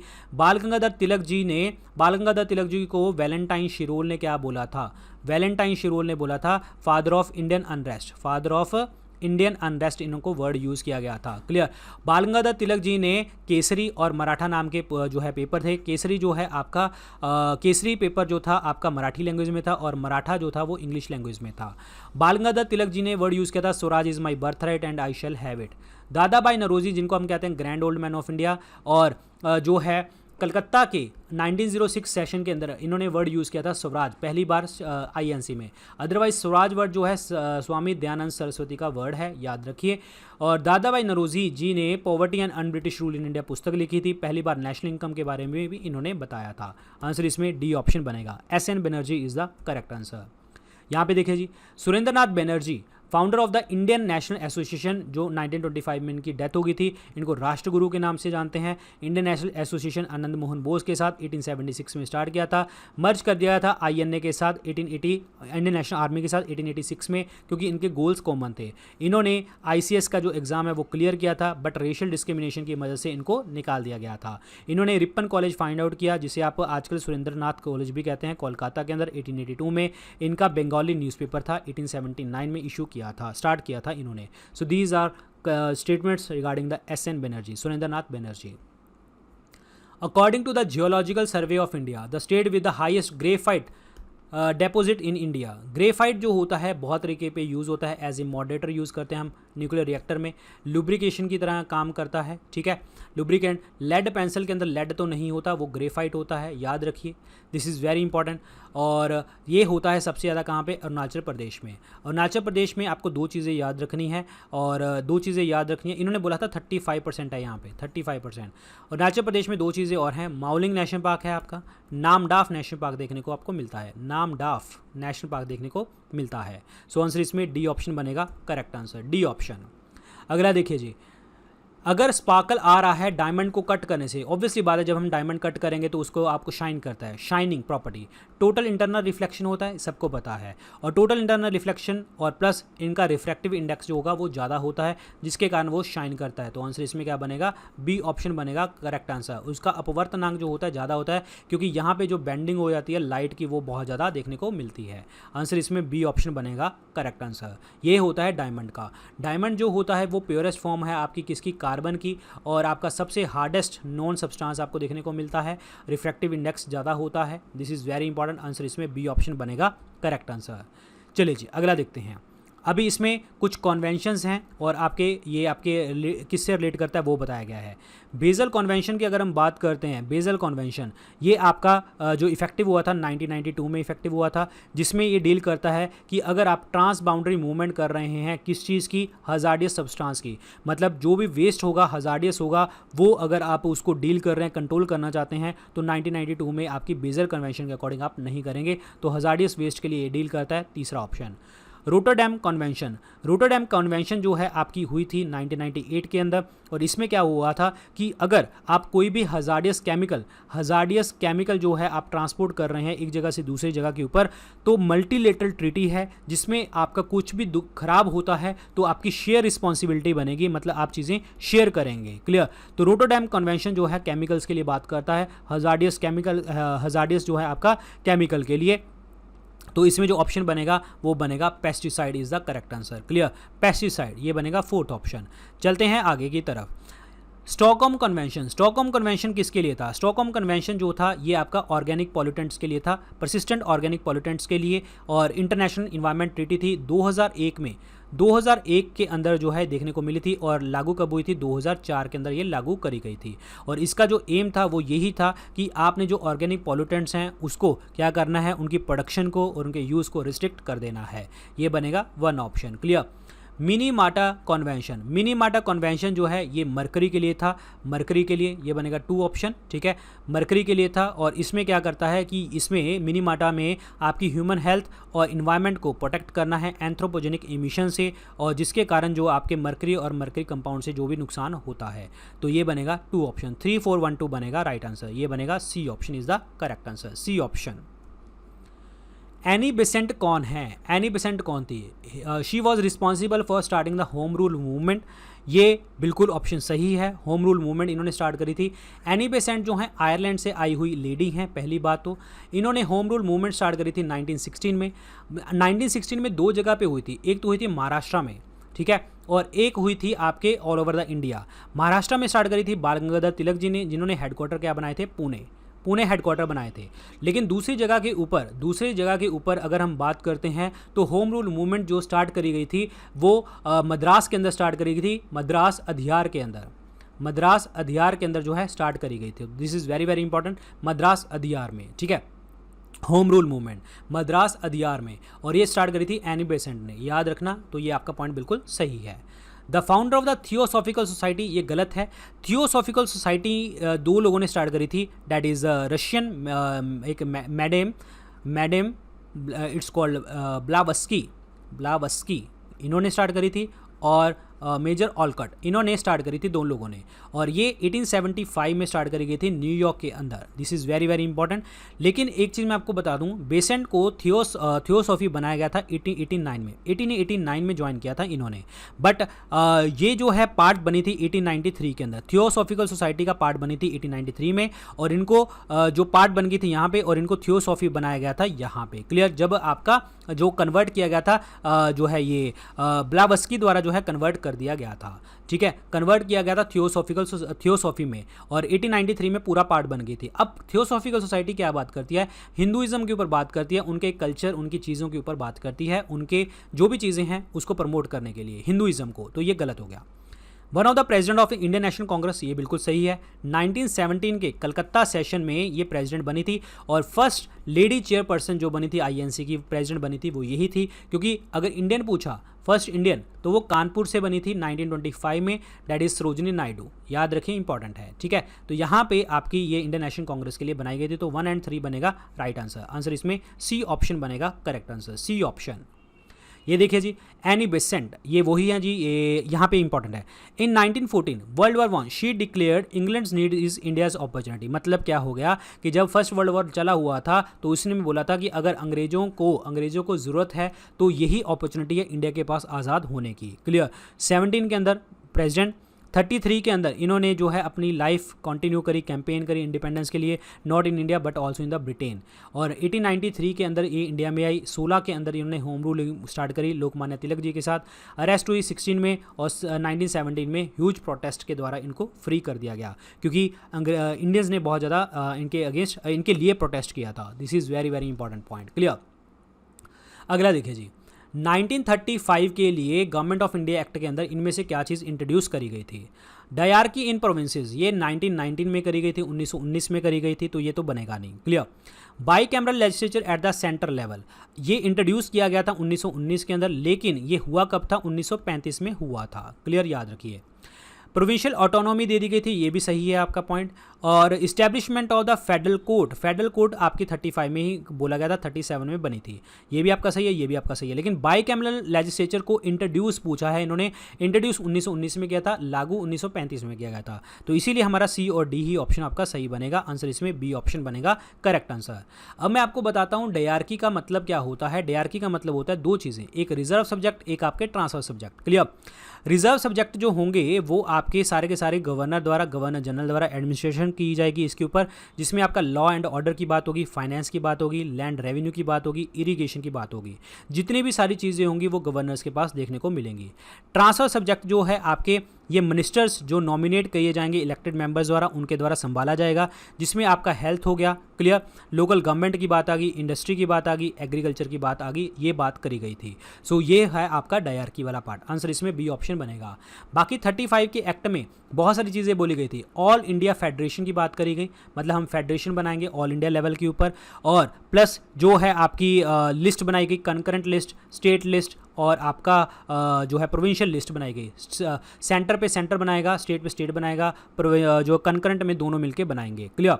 वाइसराय को रेजिडरी पावर, रेजिडरी मतलब क्या होता है, अपशिष्ट शक्तियाँ, मतलब इन तीनों लिस्ट में कोई पावर ना होंगी तो रेजिडरी पावर्स किसको मिल जाएंगी, वाइसराय को मिलेंगी। गवर्नर जनरल वाइसराय को मिलेंगी शक्तियाँ सारी की सारी। क्लियर। प्रोविंशियल ऑटोनॉमी दे दी गई, प्रांतों को पूरी शक्तियाँ दे दी गई। क्लियर। डायरकी जो इंट्रोड्यूस कर दिया गया वो सेंटर में इंट्रोड्यूस कर दिया गया। बाइकैमरल लेजिस्लेचर की बात हुई यहाँ पे। क्लियर। बनाया गया, मतलब फेडरल कोड यहाँ पे बनाया गया। इंडियन काउंसिल की बात हुई, इंडियन काउंसिल जो है इसको अबॉलिश कर दिया गया यहाँ पे। यूनिवर्सल एडल्ट फ्रेंचाइज की बात हुई, क्योंकि पहली बार इलेक्शन इसके अकॉर्डिंग देखने को मिले थे। तो C and D is the correct answer. Answer इसमें क्या बनेगा आपका, बी ऑप्शन बनेगा right answer, B option. Clear. चलिए जी, जोनल काउंसिल जो है इस्टेब्लिश किसके द्वारा किए गए थे। जोनल काउंसिल जो है आपका ये जो है जवाहरलाल नेहरू जी का उद्देश्य था। तो ये स्टेट रीऑर्गेनाइजेशन एक्ट 1956 द्वारा जो है इसको स्थापित किया गया था हमारे देश के अंदर, जिसके अंदर बहुत सारी चीज़ें होती हैं, जहाँ पे आपकी 5-6 जोनल काउंसिल हैं, नदन, सेंट्रल, ईस्टर्न। इसमें आपको स्टेट से एक बार पढ़ लेना, ठीक है, मैं PDF में भी डालूंगा। नदन, सेंट्रल, ईस्टर्न और वेस्टर्न, सदर्न, और जो आपकी नॉर्थ ईस्ट वाली बनी थी, ये छठी बनी थी, 6th बनी थी, ये बनी थी आपके 1972 के एक्ट के according. Clear. Under the north eastern council act 1972 के अकॉर्डिंग बनी थी। This is very important part. Clear. अब बात करते हैं जोनल काउंसिल में होता क्या है। जोनल काउंसिल में एक चेयरपर्सन होते हैं, जो आपके क्या होते हैं, home minister. Home minister is always a chairperson. Vice chairman होते हैं, जो भी आपकी काउंसिल के अंदर चीफ मिनिस्टर होते हैं वो, और ये चीफ मिनिस्टर रोटेटिंग बेसिस के ऊपर बनेंगे, 1 साल के लिए एक बनेगा, 1 साल के लिए एक। और बहुत सारे मेंबर्स होते हैं, जो आपके जो प्लानिंग कमीशन द्वारा नॉमिनेटेड मेंबर है वो बनेगा, यानी कि अब हमारा नीति आयोग है, नीति आयोग द्वारा जो नॉमिनेशन की जाएगी वो, और इसके अंदर होंगे चीफ सेक्रेटरी होंगे। क्लियर। और यूनियन मिनिस्टर्स को भी इन्वाइट किया जाएगा जोनल काउंसिल की मीटिंग में पार्टिसिपेट करने के लिए। अब बात यह है कि जोनल काउंसिल का मतलब क्या है, क्योंकि आप एक चीज़ देखो, ये सारी स्टेट्स आपकी इकट्ठी हैं। इसका मतलब क्या है कि हम नेशनल इंटीग्रेशन करना चाहते हैं, राष्ट्र को जोड़ना चाहते हैं, और ग्रोथ इश्यूज़ के ऊपर बात करना चाहते हैं, रीजनलिज्म की बात करना चाहते हैं, लैंग्वेज बेसिस के ऊपर आपके देश को कॉपरेट मतलब जोड़ना चाहते हैं। कॉपरेट करेंगे एक दूसरे के साथ, आइडियाज़ आपके एक्सचेंज होंगे, एक्सपीरियंसेस एक्सचेंज होंगे। क्लियर। और स्पीडी जो होगा, डेवलपमेंट प्रोजेक्ट्स को स्पीडी तरीके से लगाया जाएगा, बहुत अच्छे तरीके से लगाया जाएगा, जल्दी से जल्दी। सो this is all about the zonal council. Clear, याद रखना। चलिए जी, अगला देखिए। फिक्की जो है वो कौन से साल में बना था। Federation of Indian chambers of commerce and industry, ये बना था 1927 में, और किसके एडवाइस में, महात्मा गांधी जी की, GD बिरला और पुरुषोत्तम दास ठाकुर दास ने ये बनाया था। पुरुषोत्तम दास ठाकुर दास ने बनवाया था, और आंसर इसमें क्या बनेगा, 1927 इज़ द करेक्ट आंसर। जो आपका इंडियन चैम्बर्स ऑफ कॉमर्स और इंडस्ट्रीज़ के ऊपर बात करेगा, आंसर इसमें 1 ऑप्शन बनेगा राइट आंसर, 1927।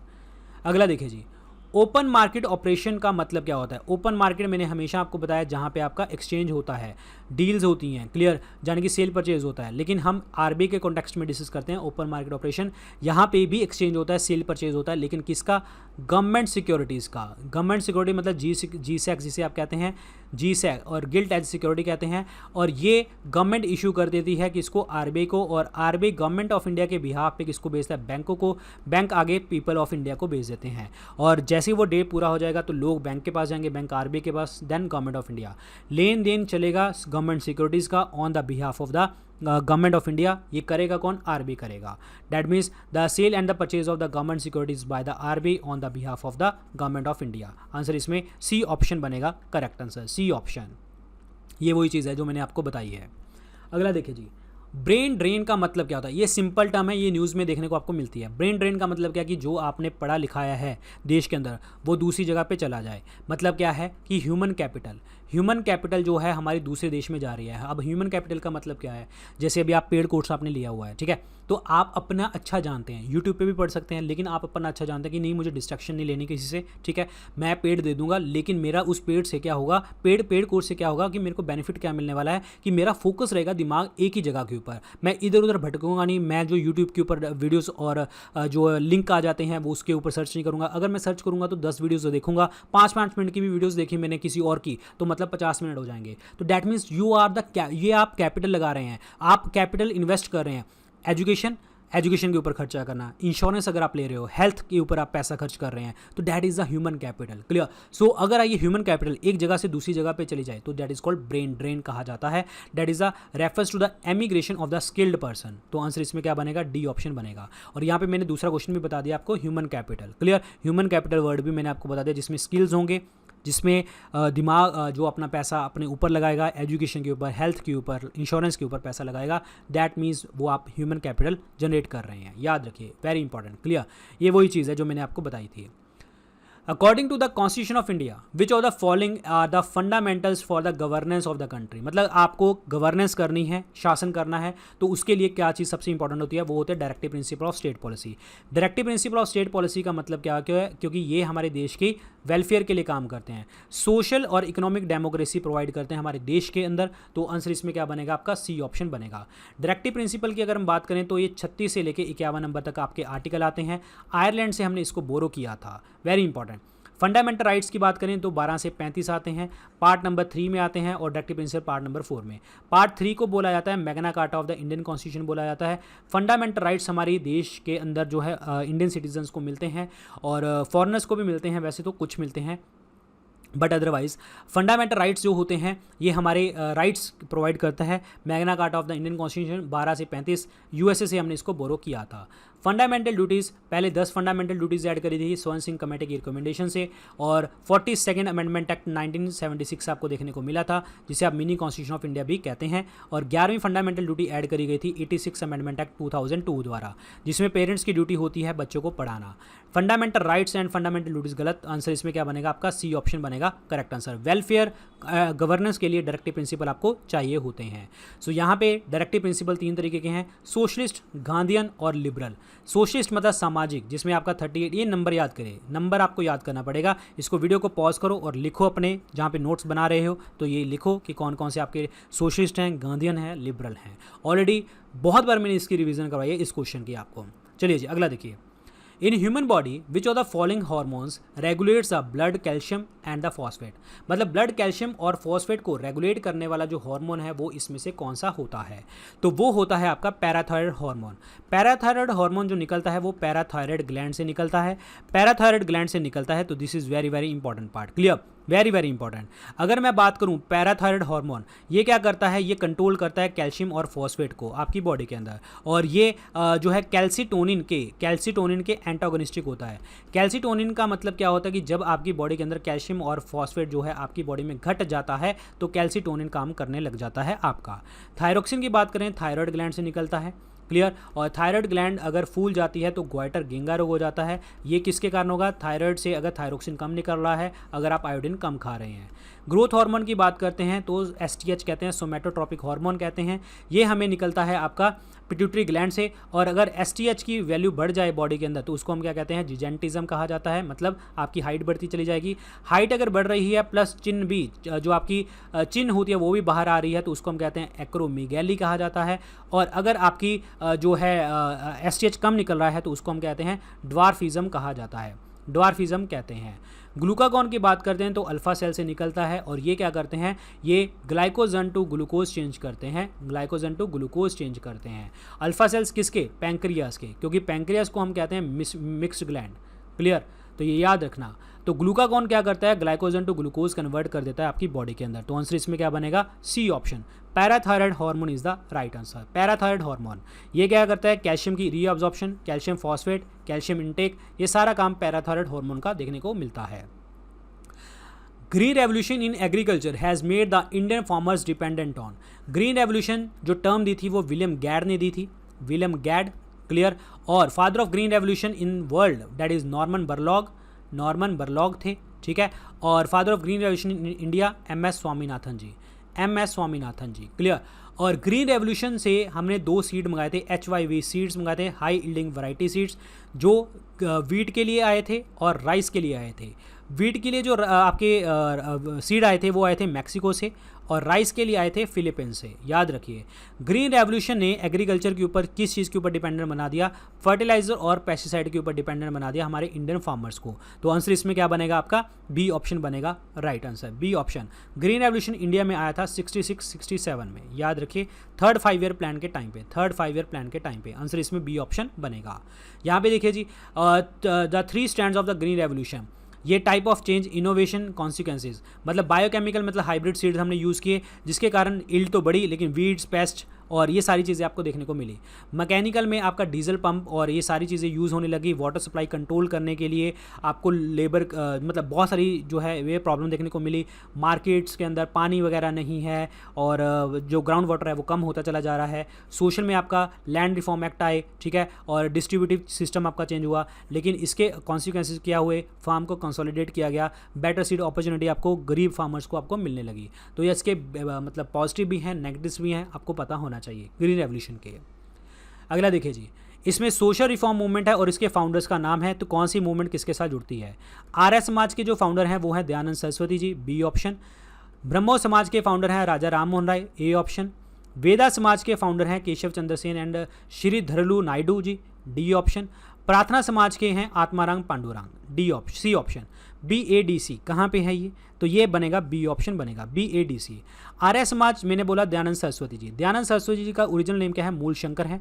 स्वराज वर्ड इन्होंने दिया था, इंडिया फॉर इंडियन स्लोगन इन्होंने दिया था, गो बैक टू वेदास इन्होंने बोला था, वेद भाष्य भूमिका, सत्यारथ प्रकाश नाम की पुस्तकें इन्होंने स्टार्ट करी थी। राजा राम मोहन राय जी की बात करें, राजा टाइटल इनको किन्होंने दिया था? अकबर सेकंड ने दिया था। राजा राम मोहन राय जो इंग्लिश एजुकेशन को सपोर्ट करते हैं, सती सिस्टम के अगेंस्ट इन्होंने बोला। सती सिस्टम 1829 में जो है ख़त्म हुआ, विलियम बेंटिक ने किया। इंग्लिश एजुकेशन को इंट्रोड्यूस किया गया 1835 में विलियम बेंटिक द्वारा on the recommendation of the Lord Macaulay. Lord Macaulay को बोला जाता है father of English education in India, clear, याद रखिए। और इनका एक पेपर भी है that is gift to monotheist, आपको याद रखना है, ठीक है। और संवाद कॉमेडी इनको याद रखना है। वेदा समाज केशव चंद्र सेन एंड श्रीधर नायडू, प्रार्थना समाज आत्माराम पांडुरंग। आंसर इसमें बी ऑप्शन बनेगा, BADC is the correct answer. What is the full form of BOD? BOD का मतलब क्या होता है? This is called biological oxygen demand. Answer इसमें सी ऑप्शन बनेगा। यहाँ पे देखिए ऐसे भी बन सकता है, आंसर सी भी बनेगा। और इसका दूसरा वर्ड होता है biochemical oxygen demand, biochemical oxygen demand भी इसको कहते हैं। देखिए क्या होता है ये, देखिए आपको पता होगा कि जैसे आपको पानी होता है, पानी के अंदर अगर मैं कहूँ वेस्ट हम डालने लग गए, पानी के अंदर हम वेस्ट अगर हम डालने लग गए तो जिसके कारण क्या होगा? पोल्यूशन हो जाएगा। जितना भी आपका ऑर्गेनिक वेस्ट होगा वो इस यहाँ पे चलता चला जाएगा। लेकिन इससे जैसे वेस्ट बढ़ेगा, वेस्ट बढ़ने लग जाएगा, पानी के अंदर जो जीव रह रहे होंगे, जो भी एनिमल्स रह रहे होंगे, तो उनको ऑक्सीजन मिलनी कम हो जाएगी, क्योंकि ऑक्सीजन यहाँ पे क्या है? डिजॉल्व्ड ऑक्सीजन है, ठीक है। तो मतलब क्या हुआ? जैसे BOD बढ़ेगा, जैसे ही BOD क्या होगा? बढ़ेगा, आपकी जो ऑक्सीजन है वो कम हो जाएगी। तो इसका मतलब क्या हो जाएगा? सॉरी, जैसे ही वेस्ट आपका बढ़ेगा, जैसे ही वेस्ट बढ़ेगा, ऑक्सीजन की वैल्यू क्या हो जाएगी? कम हो जाएगी। तो इसका मतलब डिमांड क्या हो जाएगी? ऑक्सीजन की बढ़ जाएगी। Demand of the oxygen will increase. This is very very important, clear. But एक चीज़ आपको बताता हूँ, BOD जो है ये लिमिटेड है बायोडिग्रेडेबल मटीरियल्स के ऊपर, डिग्रेडेबल मटेरियल्स के ऊपर आपकी जो है लिमिटेड होती है। और एक होती है आपकी chemical oxygen demand, COD, chemical oxygen demand, ये अलग है ये, ठीक है। केमिकल ऑक्सीजन डिमांड, अब केमिकल ऑक्सीजन डिमांड क्या होती है? ये दोनों बायोडिग्रेडेबल और नॉन बायोडिग्रेडेबल जो प्रोडक्ट्स होते हैं उनको तोड़ने के लिए, यानी कि उनको ऑक्सीडाइज करने के लिए, जितने भी आपके इनऑर्गेनिक कंपाउंड्स हैं वाटर सैंपल के अंदर, उसको ऑक्सीडाइज करने के लिए ये आपका केमिकल ऑक्सीजन डिमांड होती है। आंसर इसमें क्या बनेगा? आपका सी ऑप्शन बनेगा correct answer. C option is the right one, clear. यहाँ पे BOD लेवल अगर 1 से 2 तक है वेरी गुड होता है, 3 से 5 तक है मॉडरेटली क्लीन है, 6 to 9 है समवट पॉल्यूटेड है, और 100 से ऊपर है वेरी पुअर है। This is very very important part, clear, याद रखिए। So this is the BOD level, very very important. Saffron जो होता है, केसर जो प्रोड्यूस होता है वो प्लांट के कौन से हिस्से से प्रोड्यूस किया जाता है? जो है आपका सैफरन जो प्रोड्यूस होता है वो होता है स्टिग्मा और स्टाइल से प्रोड्यूस होता है। आंसर इसमें क्या बनेगा? सी ऑप्शन बनेगा करेक्ट आंसर, स्टिग्मा और स्टाइल। और ये फ्लावर होता है आपका that is Crocus sativus, Crocus sativus, ये आपका जो है आपका फ्लावर होता है, यहाँ से सैफरन प्रोड्यूस किया जाता है। सैफरन जो है आपको जीआई टैग मिला है अभी इंडिया में, कहाँ पे प्रोड्यूस होता है? जम्मू कश्मीर में, और वेरी वेरी इंपॉर्टेंट। और वर्ल्ड वाइड कहाँ पे वो प्रोड्यूस होता है? ईरान के अंदर, ठीक है। और वहाँ पे जम्मू कश्मीर के अंदर जो एक लैंड होती है उसको हम क्या कहते हैं? करेवास, करेवास, क्लियर। करेवास क्या होते हैं? एक्चुअली डिपॉजिट्स होते हैं, ये डिपॉजिट्स होते हैं कश्मीर के अंदर और कश्मीर रीजन के अंदर। और ये आपके जो होते हैं फ्लैट टॉप्ड माउंड होते हैं जो आपकी कश्मीर वैली के अंदर देखने को आपको मिलते हैं, क्लियर। फ्लैट टॉप्ड जो होते हैं मतलब एक लैंड है जो फ्लैट है और ऊपर से मतलब थोड़ी सी मोल्ड की गई है। सीधी सी बात ऐसे याद कर लो कि जो हाईलैंड्स होते हैं, जो हाईलैंड्स मतलब ऊपर बड़ी लैंड होती है जहाँ पे सैफरन उगाया जाता है उसको हम करेवास कहते हैं। That's it, clear. आंसर इसमें सी ऑप्शन बनेगा right answer. Stigma and style is the correct answer, stigma and style. Tebhaga peasant movement जो हुई थी बंगाल के अंदर, तो ये किस चीज़ की डिमांड के लिए था? तेभागा मूवमेंट बंगाल के अंदर 1946 के अंदर जो है स्टार्ट करी गई थी। और ये किसकी रिकमेंडेशन से? फ्लाउड कमीशन की रिकमेंडेशन से स्टार्ट करी गई थी। और एक्चुअली क्या था कि इसमें जो रेंट था आपका वो इसको रिड्यूस करने के लिए था, जो लैंडलॉर्ड लेते थे 1/2 to the 1/3, इसके लिए हुआ था बंगाल के अंदर 1946 के अंदर। This is very very important point, clear. और इसके लीडर कौन थे? डेट इज कमप्राम सिंह एंड भवन सिंह, ये इनके जो थे ये मेन लीडर थे आपके तेभागा मूवमेंट के। तो आंसर इसमें क्या बनेगा आपका? 1 ऑप्शन बनेगा correct answer, 1 option is the right answer, very very important, clear. 1946 again आपका जो था वो डेट इज द जो है 2/3 मतलब 2/3 ले जाते थे, इसके लिए इन्होंने बोला था कि आप हाफ से क्या करो 1/3 कर दीजिए आपका टैक्स। तो this is very very important part, clear. अगला देखिए जी, अटॉर्नी जनरल ऑफ इंडिया क्या कर सकता है? अटॉर्नी जनरल जो होता है आर्टिकल 76 के अंदर लिखा गया है, it take part in the proceeding of Lok Sabha, बिल्कुल टेक पार्ट कर सकता है। वो लोकसभा में भी जा सकता है, राज्यसभा में भी जा सकता है। अकेला ऐसा नॉन मेंबर जो लोकसभा राज्यसभा में जा सकता है वो होता है अटॉर्नी जनरल। और be a member of the committee to of the Lok Sabha, कि ये जो है लोकसभा कमेटी का मेंबर बन सकता है, ये भी आपका पॉइंट बिल्कुल सही है।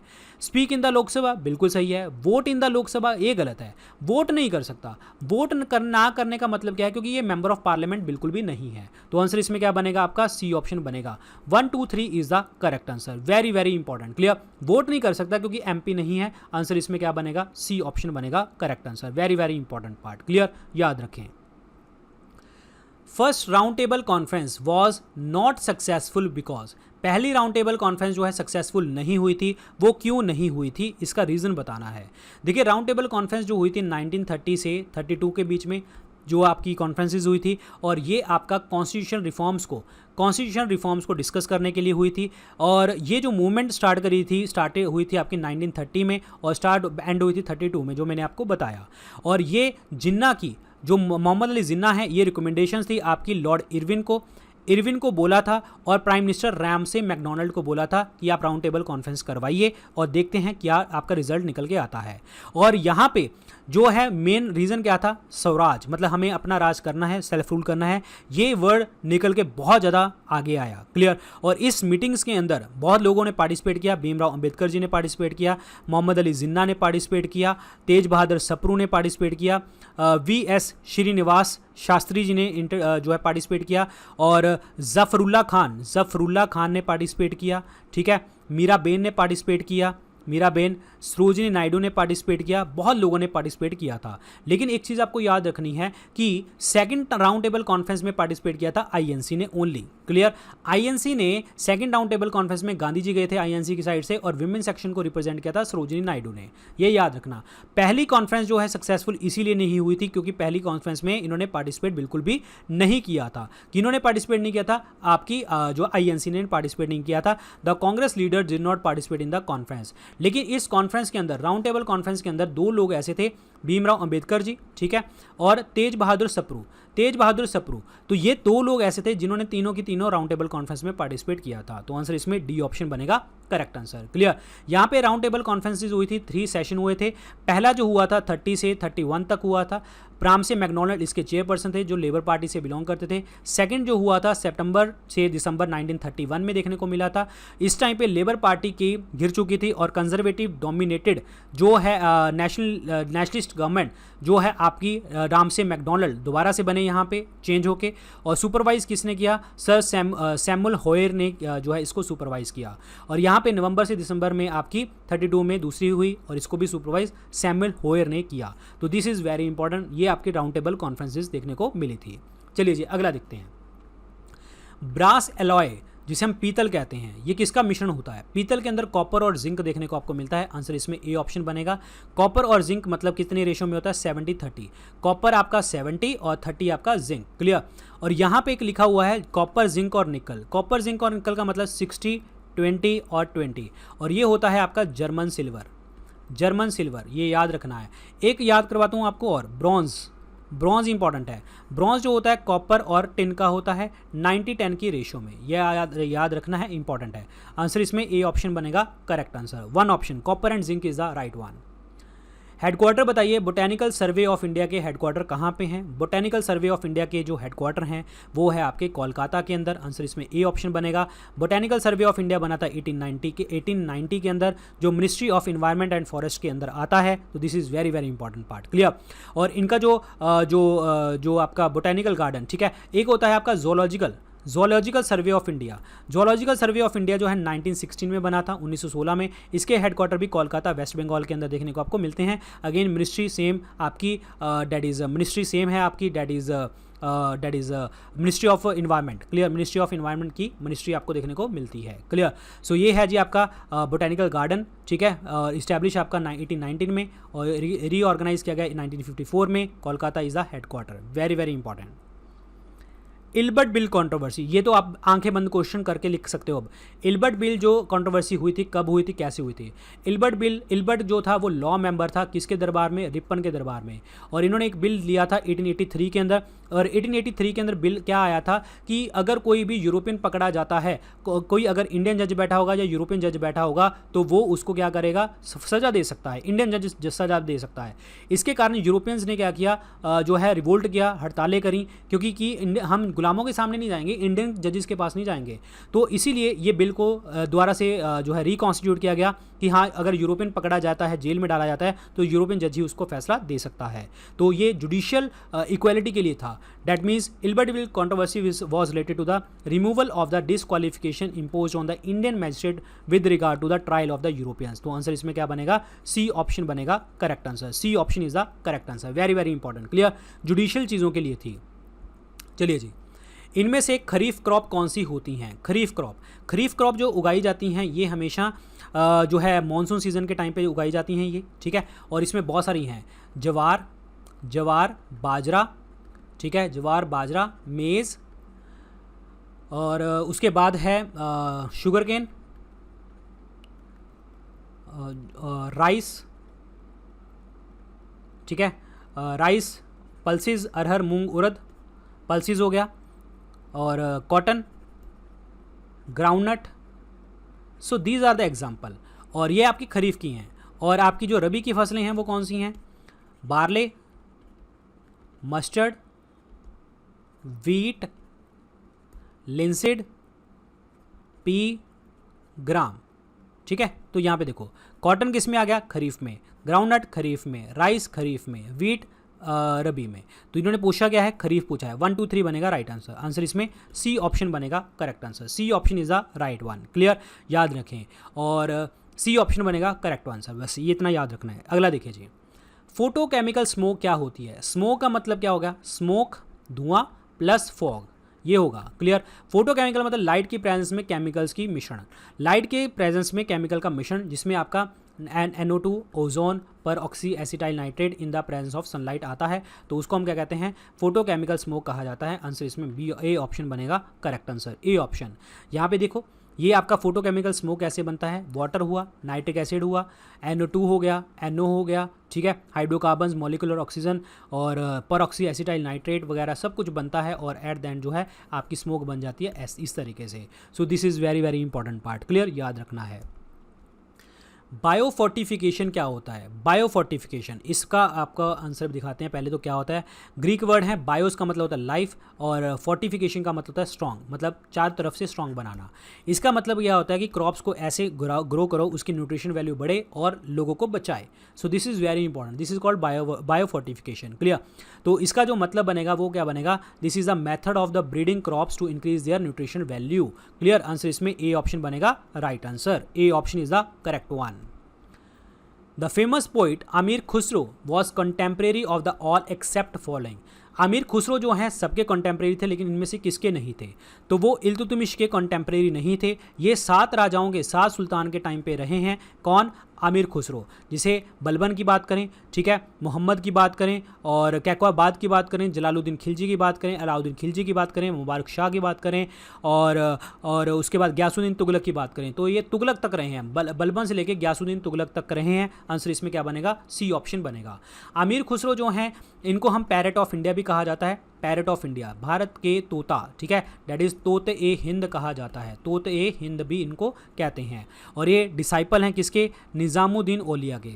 निज़ामुद्दीन औलिया के जो है ये डिसाइपल हैं, मतलब शिष्य हैं। क्लियर? और इनको फादर ऑफ कवाली भी कहते हैं। Father of qawwali, father of Indian classical music, Hindustan classical music, actually Hindustan classical music जो है इनके द्वारा दिया गया है हमारे देश में। This is very important. Clear? Alauddin Khilji मैं पढ़ा चुका हूँ। बलबन की बात कर सकते हैं। बलबन ने बोला था उलेमास को, उलेमास जो रिलीजियस इंस्ट्रक्शन देते हैं मुस्लिम्स के अंदर, इनको कहा था कि आप जो है इंस्ट्रक्शंस दें, आपको एडमिनिस्ट्रेशन में दखलंदाजी देने की ज़रूरत नहीं है। अपने आप को भगवान मानता था, दीन इलाही, ठीक है, दीन इलाही जो है इनको बोला, ज़िले इलाही इनको बोला जाता था। ज़िले इलाही का मतलब नियाबत खुदाई, मतलब शेडो ऑफ द गॉड, मतलब यही भगवान है। क्लियर? इन्होंने सिजदा सिस्टम, सलाम करके आना, पैबोस, आके पहले पैरों को चूमना राजा के, तो ये इन्होंने स्टार्ट करवाया था। आंसर इसमें सी ऑप्शन बनेगा correct answer. Iltutmish is the correct one. Which authority recommends the principles governing the grant in aids of the revenue of the states out of the Consolidated Fund of India? Consolidated fund of India से पैसा निकाला जाता है 266 articles में। जो grants provide करी जाती हैं स्टेट्स को, इनमें कौन प्रोवाइड करता है? तो वो प्रोवाइड करता है आपका फाइनेंस कमीशन, वित्त आयोग। वित्त आयोग जो लिखा गया है आपका आर्टिकल 280 में लिखा गया है। 15th फाइनेंस कमीशन चल रहा है, एन के सिंह चेयरपर्सन है, और जैसे ही फ्यूचर में चेंज होंगे तो आपको पढ़ लेने हैं। और ये क्या करता है, जितने भी आपके गवर्नमेंट के टैक्स वगैरह इकट्ठे होते हैं वो, जो आपने ग्रांट्स प्रोवाइड करनी होती है स्टेट्स को वो, और आपके देश का फाइनेंशियल जो है फाइनेंशियल बैलेंस रखना होता है वो, सेंटर स्टेट के बीच में डिवीज़न, या फिर स्टेट गवर्नमेंट को बताता है कि आपने पंचायत और म्यूनसिपैलिटी के लिए जितना भी एडिशनल ग्रांट्स प्रोवाइड करनी है वो कैसे प्रोवाइड करनी है, ये सारा कुछ इसमें बताया जाता है। आंसर इसमें क्या बनेगा आपका? सी ऑप्शन बनेगा correct answer. Public account committee की बात करते हैं तो 22 लोग होते हैं इसमें, 15 आपके लोकसभा से होते हैं, 7 आपके राज्यसभा से होते हैं, और जितना भी कैग का रिपोर्ट होती है वो पब्लिक अकाउंट कमेटी पब्लिश कर देती है और बताती है कि कैग ने घोटाला निकाला। सो इसलिए हम कैग को बोलते हैं eye and ear of public account, और public purse of the public account, public purse, CAG is the public purse. Clear? याद रखिए। और हमारी 3 फाइनेंशियल कमेटीज़ होती हैं, public account committee, estimate committee. Estimate committee में 30 लोग होते हैं, 30 के 30 लोकसभा से होते हैं। पब्लिक अकाउंट कमेटी और एस्टीमेट कमेटी दोनों को ट्विन कमेटी, सिस्टर कमेटीज़ के नाम से बुलाया जाता है। तीसरी होती है पब्लिक अंडरटेकिंग कमेटी, 15 लोकसभा से, 7 आपके राज्यसभा से लोग होते हैं, टोटल 22 लोग होते हैं। फाइनेंस मिनिस्ट्री हो गया। इंटरस्टेट काउंसिल, मतलब 2 राज्य जो है अंतर्राज्य परिषद बनाई जाती है और 2 राज्य कैसे काम करेंगे ऐसे इसमें दिखाया जाता है। तो आंसर इसमें क्या बनेगा? सी ऑप्शन बनेगा correct answer. Finance commission of India is the correct one. Alps mountain range जो है लोकेटेड है कौन से कॉन्टिनेंट के अंदर? एल्प्स माउंटेन है आपकी कहाँ पे? यूरोप के अंदर देखने को मिलती हैं। नॉर्थ अमेरिका की बात करते हैं तो ये रॉकीज़ हैं यहाँ पे। दक्षिण अमेरिका की बात करते हैं तो यहाँ पे एंडीज़ माउंटेन है, और अफ्रीका की बात करते हैं तो यहाँ पे एटलस माउंटेन है। तो these are very important. Answer इसमें ए ऑप्शन बनेगा correct answer, A option. So यहाँ पे देखो जी एल्प्स माउंटेन का जो, यहाँ देखो स्विट्ज़रलैंड, ये आपका ऑस्ट्रिया, स्लोवेनिया, फ्रांस, ये यहाँ पे आपके लोकेटेड हैं एल्प्स माउंटेन। क्लियर? यूरोप के अंदर, वेरी वेरी इंपॉर्टेंट। और यहाँ पे बहुत सारी आपकी जो माउंटेन्स हैं, जैसे आपकी रॉकी माउंटेन होगी नॉर्थ अमेरिका के अंदर। क्लियर? और इसमें that is called Appalachian mountains होगी आपकी अगेन नॉर्थ अमेरिका के अंदर, और उसके बाद आपकी एल्प्स होगी आपकी यूरोप के अंदर होगी, क्लियर। और these are the very important parts, clear, यहाँ ध्यान रखिए। और यहाँ पे एटलस हो गई जाती है, ठीक है, अफ्रीका के अंदर, इंडीज साउथ अमेरिका के अंदर, और ड्रेकन्सबर्ग अगेन आपका बिल्कुल साउथ अफ्रीका के अंदर आ जाती हैं। और यहाँ पे इथोपियन हाईलैंड्स वगैरह जो है आपके यहाँ पे बन जाते हैं, that is in the horn of Africa वगैरह में। हिमालयाज़, कुनलून माउंटेन्स, आपके अटलाई, पामीर नॉट जो आपकी जो हाईएस्ट नॉट है वर्ल्ड के अंदर, यूराल माउंटेन्स इंडिया और रशिया के बीच में, ये बहुत इंपॉर्टेंट है, यूराल माउंटेन्स, क्लियर, इंडिया और रशिया के बीच में। ग्रेट डिवाइडिंग रेंज जो आपकी ऑस्ट्रेलिया के अंदर देखने को आपको मिलती है, ग्रेट डिवाइडिंग रेंज, क्लियर। सो ये सारी चीज़ें मैंने वैसे आपको एक उसमें भी डाल दी हैं, आपके पूरा चार्ट बना दिया है, उसमें भी मिल जाएगा सारा का सारा, ये वाला चार्ट आपको PDF में मिल जाएगा, देख लेना। मैप को सामने रखना और इसको बस रीड करना है कि कहाँ पे है, बहुत ज़्यादा डिटेल में मत पढ़ना, सिर्फ कहाँ पे है ये आपको पता होना चाहिए, यूरोप में है, किसको कनेक्ट करता है, वगैरह वगैरह, क्लियर, ये याद रखना।